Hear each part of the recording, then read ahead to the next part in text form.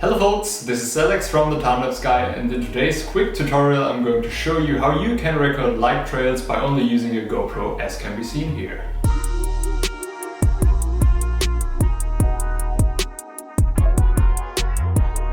Light trails are created when a bright object moves quickly during a long exposure. This could also happen on a small scale during Milky Way time-lapse shots. If you, for example, choose a too long exposure time, your stars will become light trails instead of appearing as clear points. In Milky Way time-lapse shots you're trying to prevent this most of the time, but for specific light trail shots you're trying to achieve exactly that. Well suited for these kind of shots are busy roads where there's still a lot of traffic at nights and where the cars drive quite fast so that you can achieve longer light trails.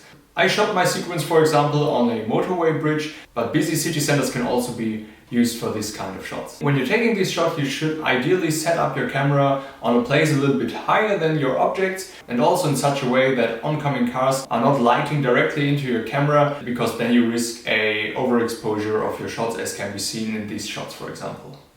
So for taking the shot I used, of course, the night lapse photo mode. I used an auto interval, the format was photo. I used the raw file output. The shutter speed, I will tell you something more in a second. I use a white balance of 3200K because this gives the whole shot like this bluish and cold look, which I really like for nights. So for the ISO I'm going to tell you something more in a second. I'm using a sharpness low and a flat color because then I can do a lot more in post. So let's head back to the ISO. So as you can see here, I used an ISO max of 800. Less would probably have worked, but then you wouldn't have been able to see the stars in the background, as you can see in my shot. So the second big thing is the shutter speed.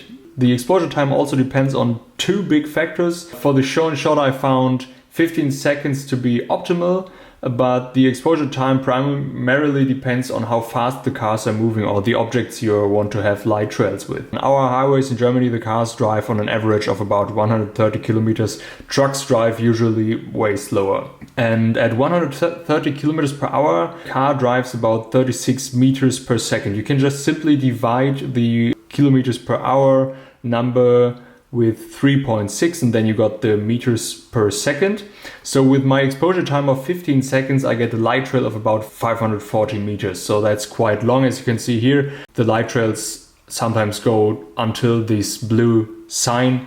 Yeah, for this shot it was optimal to use this 15 seconds, but this very depends on what you're filming. So for example, if you are in a city where the road is brightly lit, you can't expose for these 15 seconds because then you will overexpose your picture. So you have to counteract with your ISO. So you have to set your maximum ISO to, for example, 100 or 200 and your ISO min as well. But you also only can use shutter speeds of probably, I don't know, I would say maximum 10 seconds, more 5 seconds. But that's okay because when the cars in the cities drive with 50 kilometers per hour, they still cover 40 meters every exposed seconds. So for this 5 second shot, this is still 70 meters. So you can get very good light trails there as well. After taking your sequence, it's worth to look through the shots because some of the pictures look really cool, as for example these ones, or this one. That's already it for this quick tutorial. Have fun trying it out and I hope I see you in the next video.